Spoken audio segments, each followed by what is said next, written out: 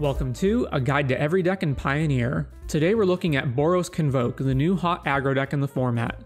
There are various ways to build the deck and there's no settled list yet. For example, some versions play Burning Tree Emissary and some don't, but every version is primarily built around one strategy and 3 payoff cards. First, the deck is trying to go wide by spewing out as many creatures as possible, which means running lots of cheap 1-drops and token generators, including Gleeful Demolition and the artifacts for it, either literally artifacts like Ornithopter, or cards that make them such as Blood from Voldaren Epicure and Clues from Thraben Inspector. Then, after flooding the board, the deck's primary payoffs are cards with Convoke that can be played for free or near free, and Anthem effects to get in a lot of damage. These usually take the forms of Venerated Loxodon, Knight Errant of Eos, and Reckless Bushwhacker.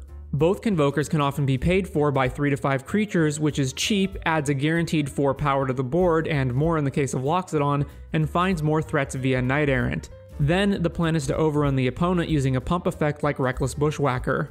Aggro decks in Pioneer are almost all go wide, though this deck goes the widest, making spot removal less effective against it than normal. Apart from that though, Boros Convoke is like any other aggro deck and has the same strengths and weaknesses, although perhaps more polarized. Although the deck is hard to stop once it gets going, it can be difficult to win with if it's slowed down. It's especially bad against sweepers since all of its threats are individually weak and are only good due to synergies and accruing critical mass.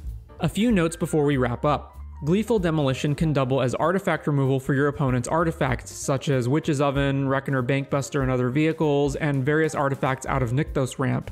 If it's later in the game and you have a spell that would add only marginally to the board state, like a random 1-drop, it's often better not to cast it so you can surge Reckless Bushwhacker if you draw it.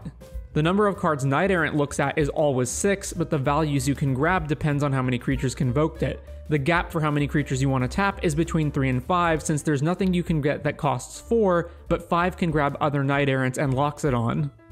I hope you've enjoyed this look at Boros Convoke. Thank you to my supporters, and if you enjoy these videos, consider supporting the channel, and take care.